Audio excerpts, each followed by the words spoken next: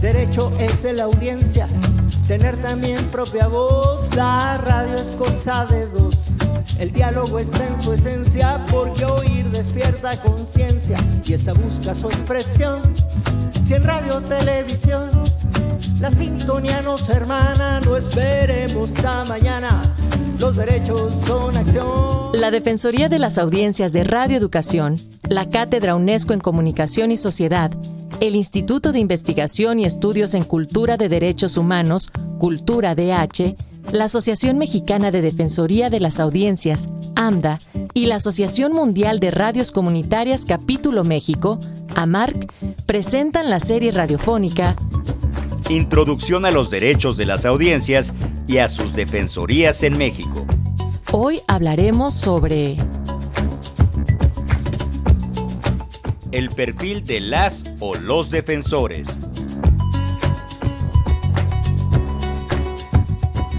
Más información en el micrositio de la Defensoría de las Audiencias de Radio Educación en radioeducacion.edu.mx o contáctenos en audienciasre@cultura.gov.mx. Que pasen del dicho al hecho, motivo de mi cadencia, los derechos de las audiencias y de la defensoría, hacerlos valer cada día, motivo de mi cadencia, los derechos de las audiencias y de la defensoría, hacerlos valer cada día, motivo de mi cadencia, los derechos de las audiencias y de la defensoría, hacerlos valer cada día.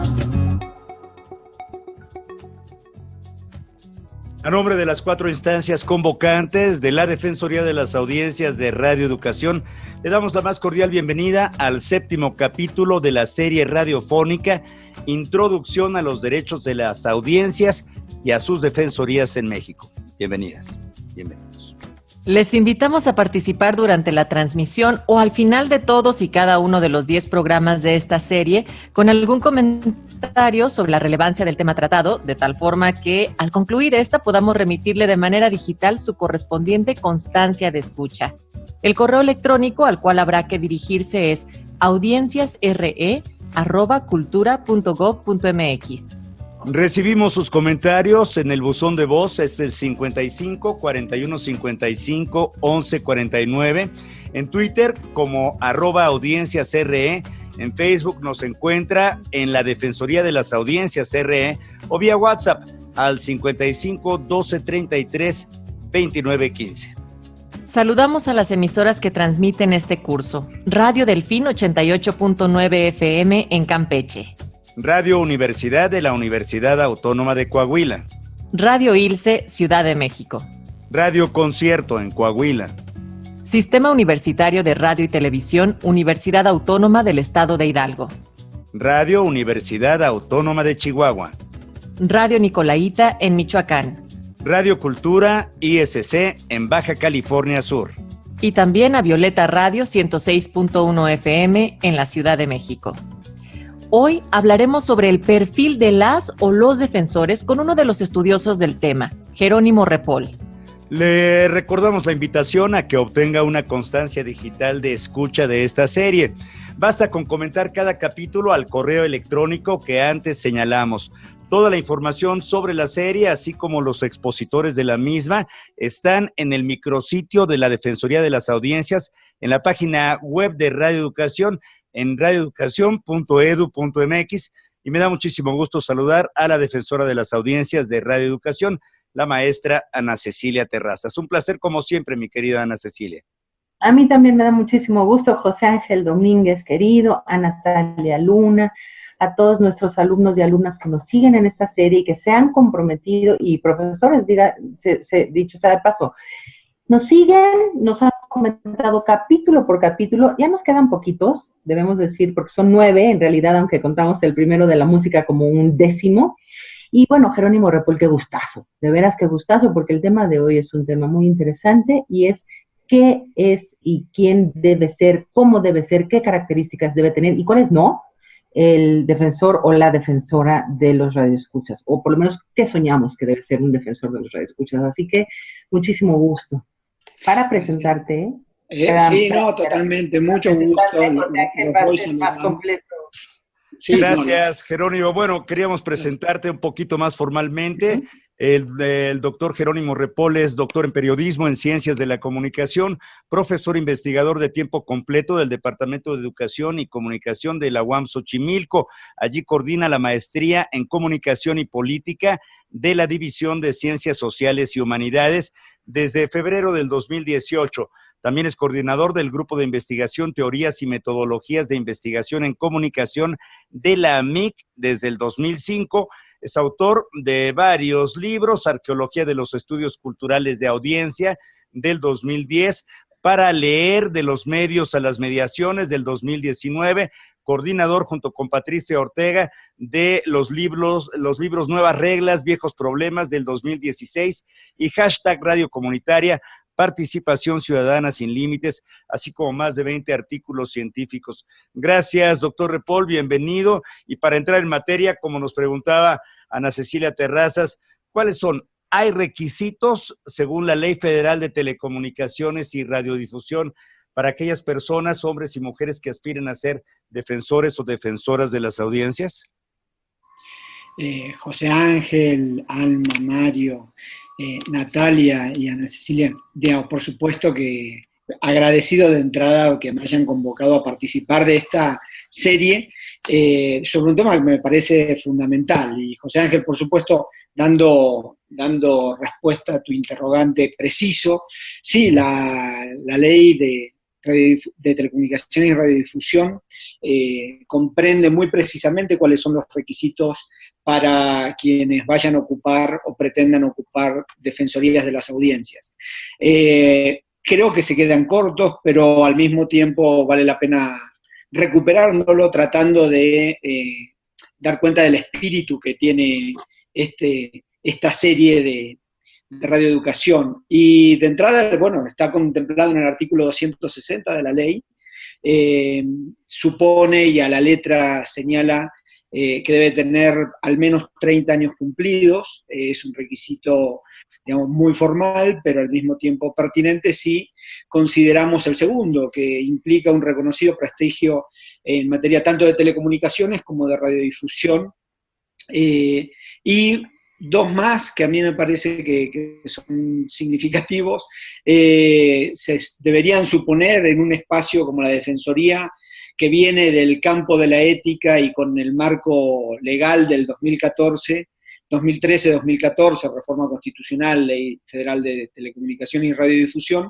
se transforma en un andamiaje jurídico que implica que no tenga o no haya sido condenado por un delito doloso, que haya meritado pena de prisión por más de un año, y que no haya elaborado, y este es otro criterio que tiene que ver con fundamentalmente la ética y la posibilidad de hacer un trabajo para las audiencias como corresponde a los derechos que están contemplados en la ley, que es que no hayan laborado con el concesionario respectivo, según sea el caso, durante un periodo previo de 2 años.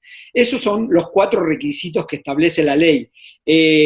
Son enunciativos, más no limitativos, y si uno transita a los lineamientos que emitió el IFETEL en 2016 y que después fueron impugnados y llevados a un litigio ante la Corte Suprema, veremos que en realidad estos requisitos deberían ampliarse o por lo menos deberían profundizarse si queremos mantenernos en ese marco.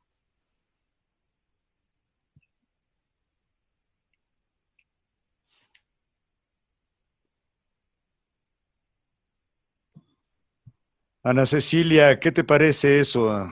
No, pues me encanta que diga el doctor que se quedan cortos, porque efectivamente pienso que se quedan cortos. Yo tengo varias ganas de preguntarte otras 3 horas, doctor, pero sí, por lo menos déjame provocarte con 7 que se me ocurren fundamentales. Sí. No, bueno, es que yo pienso que hay que conocer el medio en el cual se está trabajando, aunque parezca una obviedad, hay que conocerlo bien, hay que conocer su historia, hay que conocer sus características, sus cualidades, sus debilidades, sus mañas, cómo funciona su personal.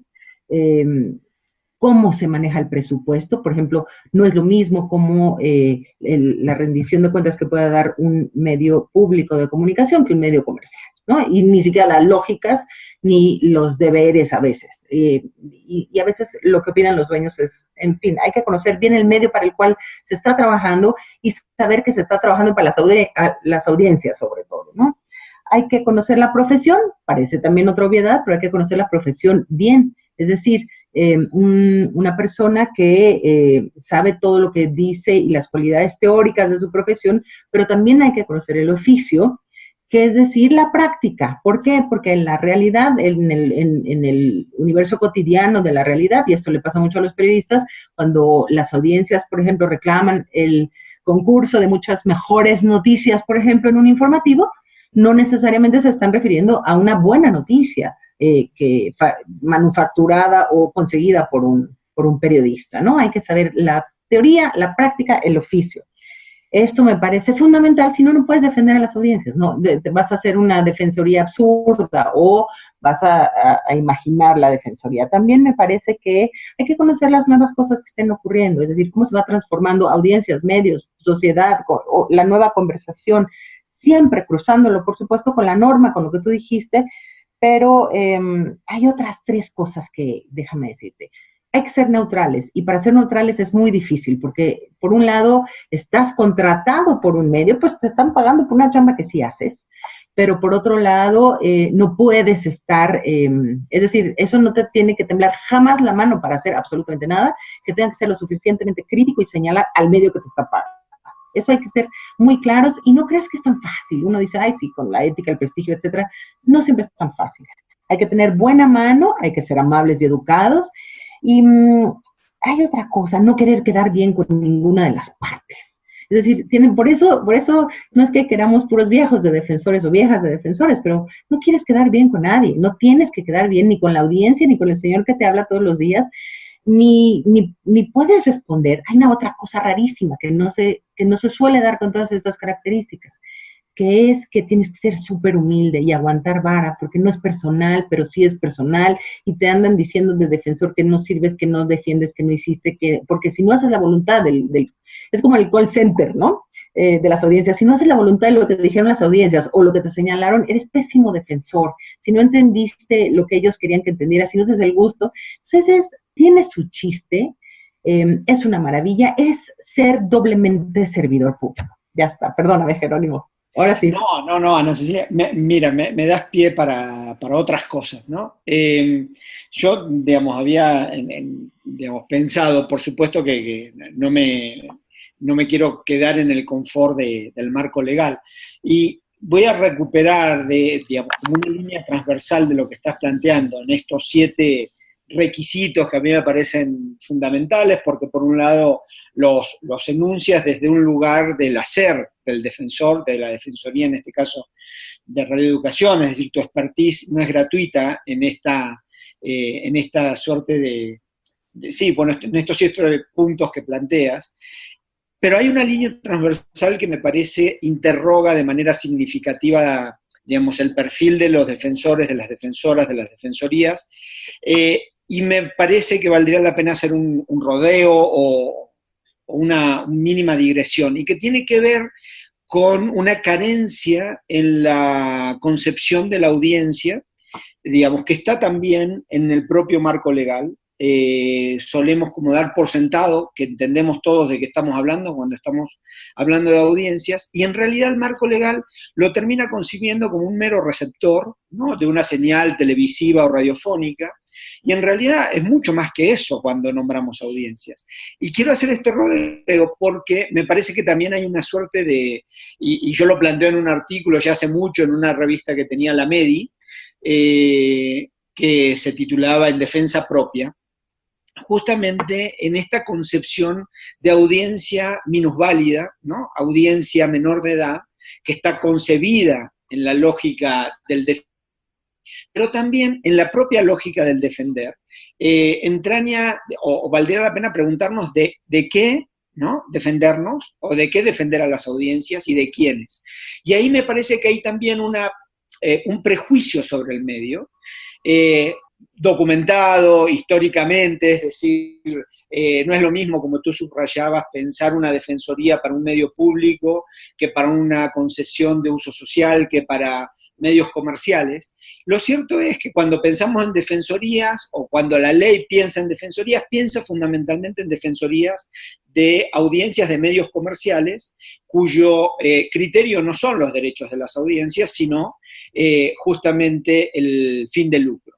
Bueno, primero me parece que tenemos que empezar por, justamente como tú subrayas, no hacer generalizaciones, pero a partir de ese no hacer generalizaciones, preguntarnos también, en este justo medio, como tú planteabas, digamos, no se trata solamente de defender a las audiencias, sino en esa neutralidad que tú invocas, también reconocer la práctica de quienes están haciendo la comunicación, ¿no? Desde el medio.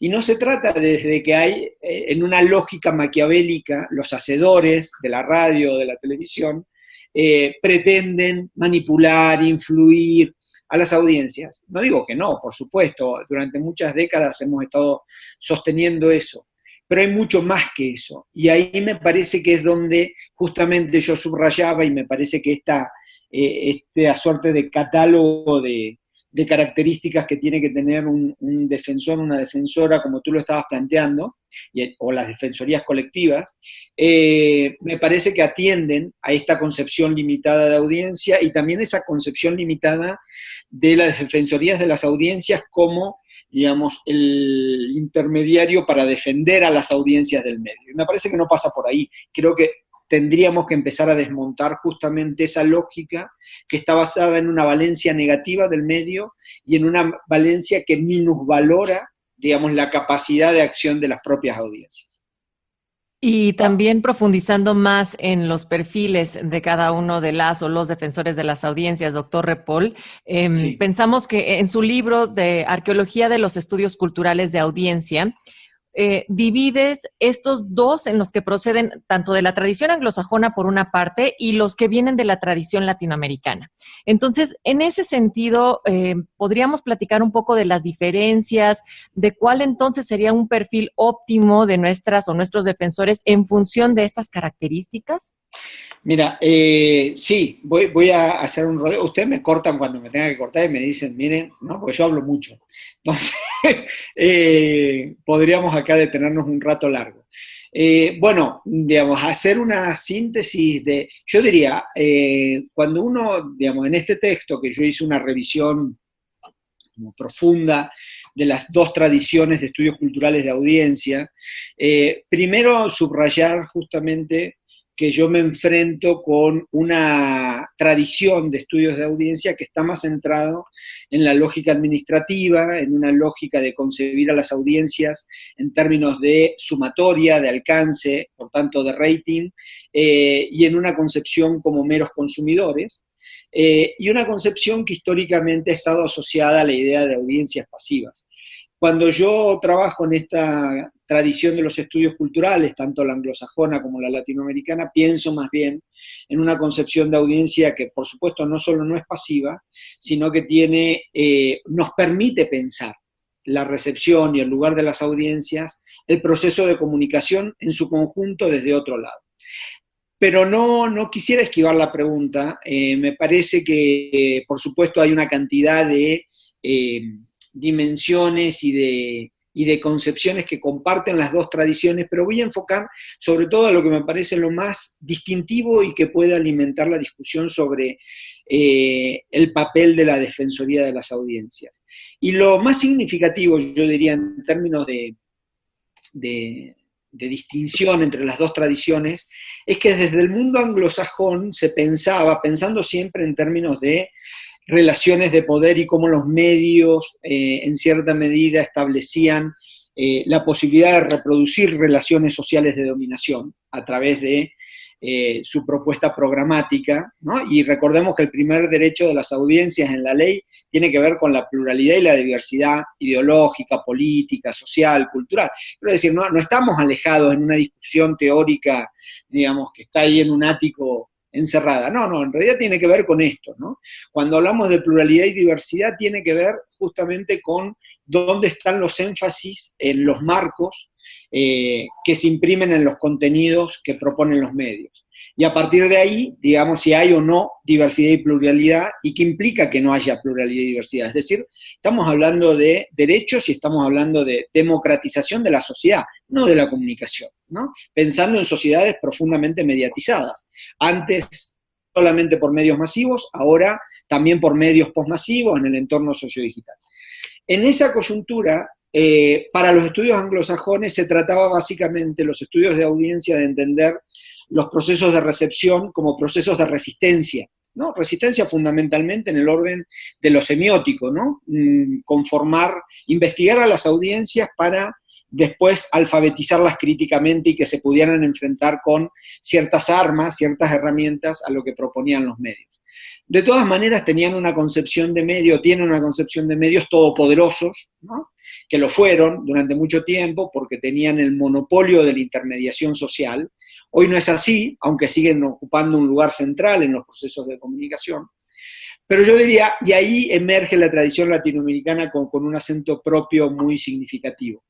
No es que no se preocupe por las relaciones de dominación y el papel que juegan los medios, pero sobre todo piensa en una lógica no binaria, lógica donde medios y audiencias están atravesados ambos, y los procesos de comunicación que se establecen entre ellos están atravesados por matrices culturales, que cuando nombramos matrices culturales son, digamos, configuraciones sociales, políticas, económicas y tradiciones históricas particulares, es decir, hay que entender los procesos de comunicación en contexto. No es lo mismo hablar de radioeducación en México que hablar de la W, digamos, ¿no? Sí, tienen una trayectoria histórica en paralelo, pero son dos medios radicalmente distintos. Bueno, a partir de ahí podemos empezar a jugar. Y por supuesto que cuando hablamos de estas matrices culturales, lo que plantean los estudios culturales de audiencia en América Latina señalan fundamentalmente que no solo es un proceso de dominación, sino que los medios abrevan de la cultura popular para presentar, y podría poner un ejemplo muy puntual. Cuando los medios nos presentan narrativas, no lo hacen desde la nada, están abrevando en la misma cultura de la cual forman parte las audiencias. Y entonces no solo hay dominación, también la puede haber, evidentemente, y no es que no la busquen, pero, y por tanto puede haber resistencia desde el lugar de las audiencias, pero también hay reconocimiento, ¿no? Hay reconocimiento, y las audiencias y la relación medios-audiencia, por tanto, descubrimos que no solo se trataba de relaciones de poder, sino que se experimentaba también esa relación de manera placentera. Con los medios uno sufre y goza, con los medios uno aprende, aunque el medio no pretenda enseñar, con los medios uno construye una opinión, aunque el medio no pretenda generarla, o a veces sí. Y entonces, en esa coyuntura, y veo que Ana Cecilia está tentada de... No, es que estoy viendo cómo te voy a interrumpir, doctor. Interrumpime todo lo que quieras. No. Porque además pero está delicioso lo que estás diciendo. Perdóname. Pero desde ahí, Ana Cecilia, lo que quería señalarte, y entramos al diálogo, en realidad, para cortar el monólogo, que creo que desde ese lugar, a la hora de pensar el perfil de las defensorías, no es suficiente ni con la expertise como comunicador, ni la expertise en términos de defensoría, sino que implica justamente reconocer, y esto creo que debería ser lo más significativo, es decir, no es suficiente con reconocer la diversidad y pluralidad de la que están compuestas nuestras culturas, ¿sí? Y, por tanto, dónde se inscribe la estructura de medios y la relación medios-audiencia, sino comprender justamente cómo la relación medios-audiencias está atravesada y constituida no solo por matrices culturales, sino por una profunda desigualdad social que tiene implicaciones económicas, políticas y de otro orden. Creo que un defensor, una defensora, las defensorías no pueden estar nutridas meramente por la dimensión comunicacional, tienen que estar alimentadas, nutridas por una concepción mucho más amplia que comprenda justamente la diversidad y pluralidad de lo social, para entender ahí los procesos de comunicación y ver si hay que defender a las audiencias o la relación medios-audiencias es también un lugar creativo de donde emergen cosas y no solamente estrategias de dominación. Déjame recuperar, a ver si puedo, todo lo que, un poco en suma, atomizar lo que has dicho, doctor, un poquito agregar lo que yo, inspirarte para que resumas en un minuto algo más antes de que mis compañeros también quieran decir algo, pero por ejemplo me parece importante recuperar que no estamos, que hay que partir de no defendernos, es decir, no de una agresión deliberada, aunque puede surgir, de un medio, ni de unas audiencias que necesariamente tiren a matar, ¿no? Es decir, no el negativo, sino que somos, además de todo lo que requiere la ley, que está ahí muy claro y que hay que leerlo y que tenemos el link ahí para que todos los que nos estén escuchando lo estudien, ¿no? Las características que son 4 o 5 del defensor, hay que ser conocedor del medio, saber sus prácticas y cómo está operando todo esto, y hay que ser una suerte de surcidor social, restaurador, terapeuta, mantenedor de la conversación, querer conversar o que surja esa conversación y que no tú la aplaques, aplastes, enseñes, ilumines desde tu pedestal de defensor, ¿no? O de medio o de abogado, de nada, porque estás mediando, eres un doble mediador, si ya los medios son mediadores y están mediados, ¿no? Eres un triple, ¿no? En tercera dimensión un mediador, eres un mantenedor de una conversación que se está dando como se esté dando, ¿no? Entonces, pues ya esa sería mi última provocación, doctor, porque nos acabamos el tiempo. Pero bueno, dejo a que mis compañeros... Bueno, si tengo un tweet... Ah, bueno, dale, sí, para no usar la palabra. No sé si Natalia, José Ángel, se quedaron... No, por favor, que nos conteste esa provocación el doctor Repol.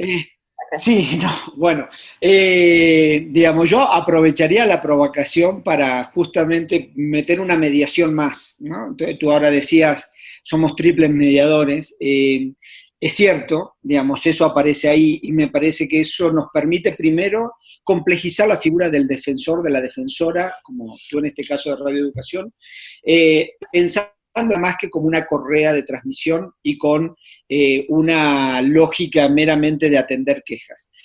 Cuando la pensamos desde esta concepción más amplia, el papel de las defensorías tiene mucho sentido, y sobre todo, y pensarla de manera articulada, yo diría, en este entorno digital, que como planteaba Germán Rey, digamos, uno de los defensores históricos en Colombia, también académico de la comunicación, estamos instalados también en una lógica de la autorregulación 2.0, es decir, los hacedores en los medios no necesitan solamente de la queja de la audiencia y de la acción de la defensora o de la defensoría para actuar. Saben que hay una sociedad expectante que tiene herramientas de comunicación que antes no tenía y que por tanto no tienen la impunidad con la que se trabajó durante muchísimos años cuando los medios tenían una relación asimétrica con las audiencias, no es que no la sigan teniendo, pero las audiencias no tenían la posibilidad de tomar la palabra. Bueno, hoy cada vez más la tienen, y yo creo que ahí es fundamental la acción de las defensorías en términos de cómo desplazar de las audiencias consumidoras a, digamos, una audiencia concebida ya como ciudadano y la posibilidad, por tanto, de tomar la palabra, es decir, de hacer comunicación. Me parece que atendiendo eso, transitaríamos a una lógica, digamos, quizás utópica, pero a una lógica mucho más horizontal en la relación medios-audiencias, que es lo que deberíamos esperar para que realmente los derechos de las audiencias se operen, se materialicen y no tengamos que defenderlos. Al menos primero en las instancias públicas, por supuesto, y esta conversación podría continuar de maneras muy interesantes, pero pues el tiempo se nos ha agotado, mi querida Natalia. Así es, José Ángel, equipo. Bueno, nos quedamos con muchísimas ideas muy plantadas por el doctor Jerónimo Repol. Queremos agradecerle mucho su presencia en este capítulo de la serie y por supuesto que continuemos la conversación fuera de ella también. A nombre de esta defensoría... Adelante. A nombre de esta Defensoría e instituciones convocantes, les agradecemos su escucha y esperamos los comentarios que les haya suscitado este capítulo al correo electrónico audienciasre@cultura.gov.mx. Queremos recordarles que el audio bajo demanda de este capítulo va a estar disponible en breve bajo el micrositio de la Defensoría de las Audiencias en la página web de radioeducación.edu.mx.